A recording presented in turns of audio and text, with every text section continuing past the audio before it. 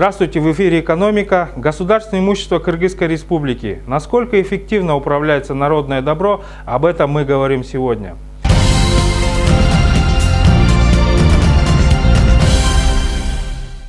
Согласно отчету Фонда госимущества, за период с 1991 года по 2010 поступления от приватизации составили около 4 миллиардов 800 миллионов сом. В то же время за период с 2010 по 2013 год поступления составили уже 9 миллиардов 900 миллионов сом. Только дивидендов поступило за 2013 год около 1 миллиарда 600 миллионов сом. Об этом мы поговорили с одним из новых руководителей фонда, заместителем председателя Нурланом Шериповым.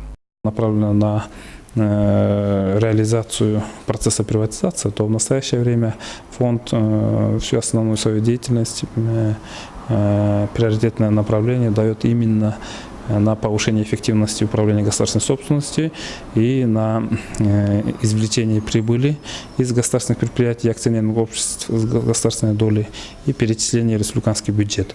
И среди, например, из 4 миллиардов, например, до 2010 года, с 1991 года по 2010 год, следует отметить, что более 2 миллиардов сомов поступили от приватизации и более 2 миллиардов поступили от дивидендов на госпакет акций. А уже, например, с 2010 года по 2014 год, за 3 года, например, на госпакет акций поступило более 6 миллиардов сомов.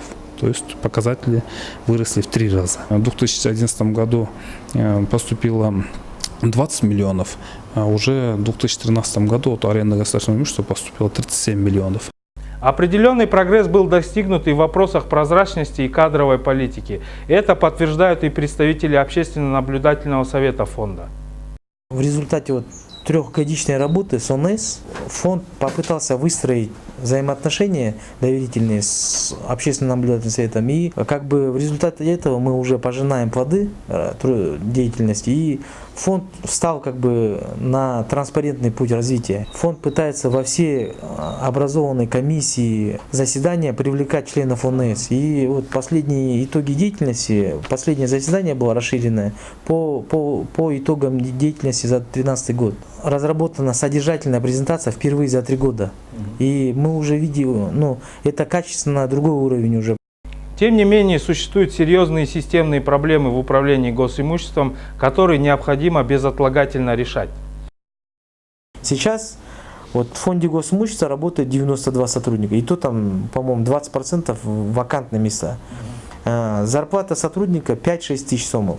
То есть куратор от фонда госимущества получает, который курирует компании с 2-3 миллиардными доходами годовыми, он получает 5-6 тысяч сомов. То есть, естественно, он не может эффективно управлять. То есть у него нет мотивации анализировать достаточно и так далее. Вмешательство депутатов, допустим, каждый депутат, он считает себя акционером госкомпании. И получается, у госкомпании помимо фонда и правительства еще 120 акционеров. И каждый звонит и именно только по сугубо своим меркантильным интересам.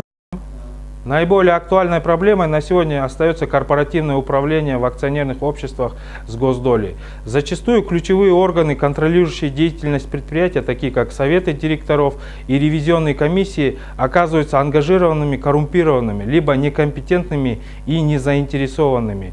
Именно они, по сути, должны выполнять роль представителей государства, стратегически управлять, контролировать и отвечать, в конце концов, за финансовый результат деятельности предприятий. Ну и здесь главную роль играет, конечно, отбор состава совета директоров и ревизионных комиссий. Потому что здесь также идет отклонение от основного закона, от недоработанности нормативно-правовых актов.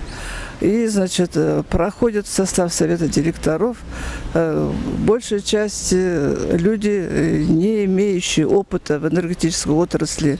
Мало того, вообще далекие от этой отрасли, которые не смогут с первых дней своей работы принести существенный вклад в обеспечение, значит, эффективности и прибыльности энергетической компании. Здесь надо четко руководствоваться основными принципами корпоративного управления, основными статьями закона об акционерных обществах, не отклоняться от них. А также необходимо в состав совета директоров включать независимого директора от миноритарных акционеров.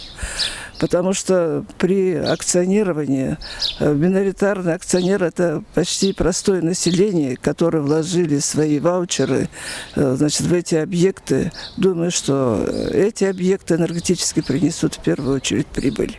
Корень проблемы управления госсобственностью лежит в отсутствии заинтересованного собственника и слабой мотивации представителей государства.